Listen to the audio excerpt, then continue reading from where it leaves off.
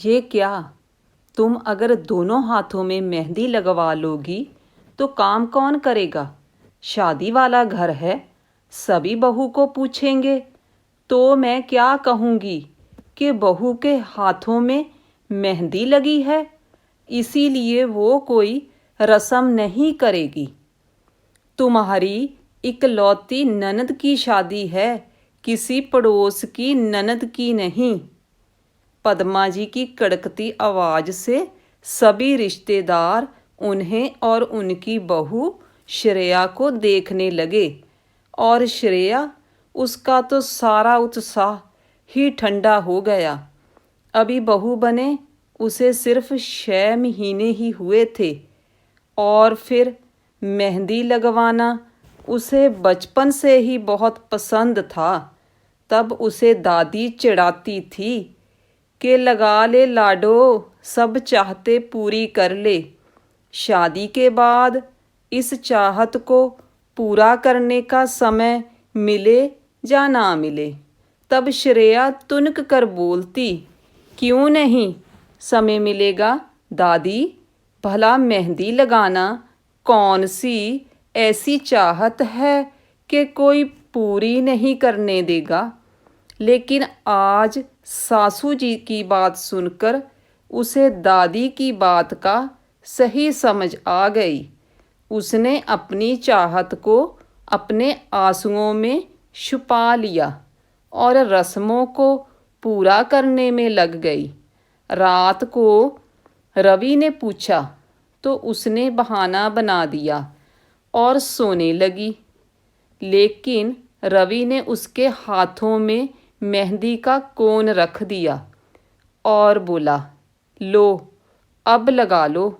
मुझे पता है कि तुम्हें मेहंदी लगाना बहुत पसंद है। तुम्हारे हाथों में लगी वह मेहंदी की खुशबू और उससे लिखा अपना नाम अब भी बहुत याद आता है और तुम्हारे प्यार में सरोबोर कर देता है। रवि की बात सुन श्रेया लाज से दोहरी हो जाती है और मुस्कुराते हुए कहती है, अच्छा जी, जनाब को मेहंदी से लिखा अपना नाम पसंद है, मैं नहीं। अच्छा लगा यह सुनकर कि आपको मेरी चाहत का ख्याल है, लेकिन रात बहुत हो गई है। मेहंदी लगाने बैठी तो घंटा भर लग जाएगा और फिर सुबह जल्दी उठना है।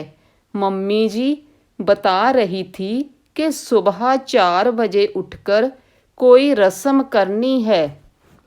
तो क्या हुआ, तुम कोई छोटी सी डिज़ाइन लगा लो।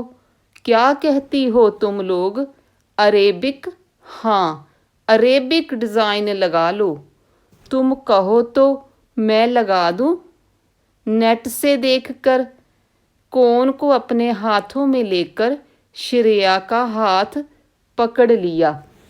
श्रेया ने भी अपना हाथ पीछे नहीं किया और करती भी क्यों, आज उसके पिया ने उसकी चाहत का ख्याल रखा।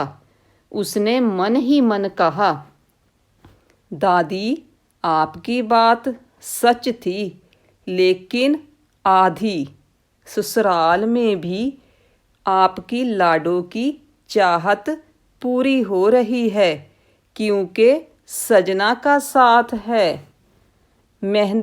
रवि मेहंदी लगाने लगा और श्रेया गुनगुनाने लगी, हाथों में इन हाथों में लिख के मेहंदी से सजना का नाम, हाथों में इन हाथों में जिसे पढ़ती हूँ मैं सुबह शाम, हाथों में इन हाथों में जिसे पढ़ती हूँ मैं सुबह शाम।